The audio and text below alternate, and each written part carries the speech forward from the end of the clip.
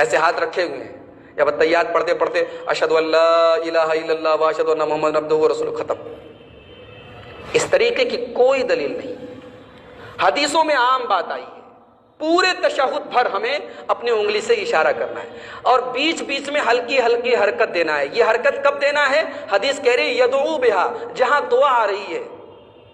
علامہ ابن عثیمین کہتے ہیں اب غور کرو، التحیات میں دعا کہاں کہاں آ رہی ہے؟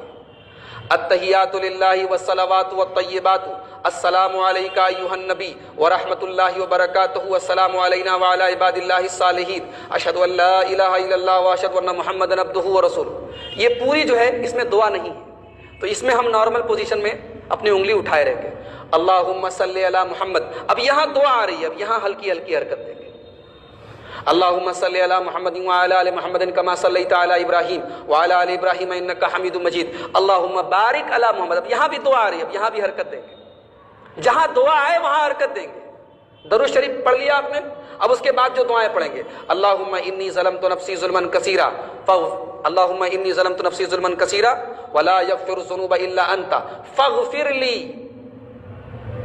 اے اللہ مجھے معاف فرما دے، میری بخشش کر دے۔ اب یہاں پر دعا مانگی جا رہی ہے، یہاں پر آپ اپنے ہاتھ اٹھائیں گے۔ اس کے بعد والی دعا آپ پڑھیں گے، اللہم انی اعوذ بک من عذاب القبر اللہم انی اعوذ بک من عذاب جہنم واعوذ بک من عذاب القبر واعوذ بک من فتنۃ المسیح الدجال۔ یہ سب دعائیں ہیں، ان تمام دعاؤں پر آپ ہلکی ہلکی حرکت دیں گے۔ یہ علامہ ابن عثیمین نے اس حدیث کی روشنی میں یہ مسئلہ نکالا ہے، اور یہ دماغ کو لگنے والا مسئلہ ہے، یہ صحیح لگتا ہے۔ لیکن اگر آپ اتنے ڈیپ میں نہ جا سکیں تو آپ ہلکی ہلکی پورے التحیات میں حرکت دیں، کوئی حرج کی بات نہیں۔ بہت سارے لوگ بہت تیز تیز حرکت دینے لگتے ہیں، اتنا زیادہ کہ وہ اس کے بغل والا جو نمازی ہے وہ ڈسٹرب ہو جائے، اس کی توجہ وہاں جانے لگے۔ ایسا نہیں کرنا چاہیے، ہلکی ہلکی حرکت دینا چاہیے۔ یہ جو انگلی کی حرکت دیتے ہیں ہم، اس کا مقصد کیا ہے؟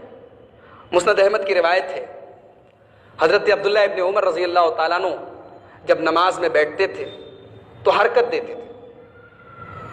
اور ایک خاص بات کا یہ بھی آپ خیال رکھیں کہ نماز میں انسان کی نظریں جو ہیں وہ سجدے کی جگہ ہونی چاہیے، لیکن جب آپ انگلی کو حرکت دیں گے تو اس وقت آپ کی نظر انگلی پر ہونی چاہیے۔ حدیث کے الفاظ ہیں، حضرت عبداللہ ابن عمر جب نماز میں بیٹھتے تھے اور انگلی سے اشارہ کرنے لگتے تھے، وَأَتْبَعَهَا بَصَرَهُ، تو آپ کی نگاہیں آپ کی انگلی پر ہوتی تھی، اور آپ کہتے تھے کہ میں نے اللہ کے رسول سے یہ سنا ہے صلی اللہ علیہ وسلم، لہی اشد علی الشیطان من الحدید، کہ یہ جو انگلی کی حرکت ہے یہ شیطان کے اوپر لوہے سے بھی زیادہ سخت ہے۔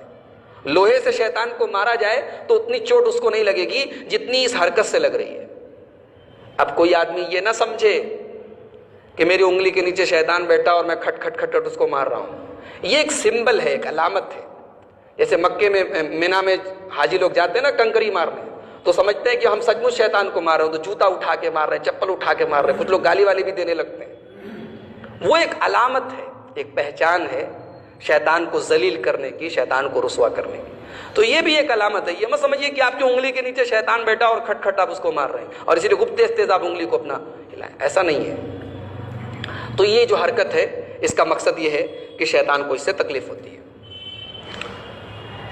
ایک مسئلہ یہ یاد رکھیں کہ مان لیجئے آپ ظہر کی نماز پڑھ رہے ہیں یا پڑھا رہے ہیں، 2 رکعت پڑھنے کے بعد آپ التحیات پڑھنا بھول گئے اور تیسری رکعت کے لیے کھڑے ہو گئے، التحیات آپ کی چھوٹ گئی، اب کیا کریں گے؟ آپ نماز دہرائیں گے یا کیا کریں گے؟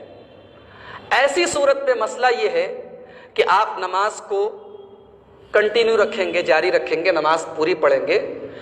4 رکعت پڑھنے کے بعد، التحیات پڑھنے کے بعد، درود شریف پڑھنے کے بعد، درود شریف کی بعد کی دعاؤں کو پڑھنے کے بعد جب سلام پھیرنے کا نمبر آئے گا تب آپ 2 سجدہ کریں گے۔ یہ جو سجدہ ہے اس کو کہتے ہیں سجدہ سہو، بھول چوک والا سجدہ۔ یہ سجدہ کرنے کے بعد تب آپ سلام پھیریں گے۔ اس کی دلیل کیا ہے؟ آئیے وہ حدیث آپ کو سنا دیتا ہوں۔ اللہ کے رسول صلی اللہ علیہ وسلم، بخاری شریف کی حدیث ہے، ایک مرتبہ آپ ظہر کی نماز میں 2 رکعت پڑھانے کے بعد تیسری رکعت کے لیے بجائے اس کے کہ آپ التحیات میں بیٹھتے آپ کھڑے ہو گئے۔ جب آپ نے اپنی نماز پوری کر لی تو آپ نے 2 سجدے کیے سلام پھیرنے کے پہلے، اور سارے صحابہ نے بھی آپ کے ساتھ سجدہ کیا۔ اس کے بعد التحیات پڑھنے کے بعد آپ درود شریف پڑھیں گے۔ درود شریف کے مختلف الفاظ حدیثوں میں آئے ہیں، سب سے بہتر جو الفاظ ہیں صحیح بخاری اور صحیح مسلم میں حضرت کعب بن عجرہ سے وہ روایت آئی ہے، وہ الفاظ کیا ہیں؟ اللہم صلی علی محمد وعلی آل محمد کما صلیت علی ابراہیم وعلی آل ابراہیم انک حمید مجید، اللہم بارک علی محمد وعلی آل محمد کما بارکت علی ابراہیم وعلی آل ابراہیم انک حمید مجید۔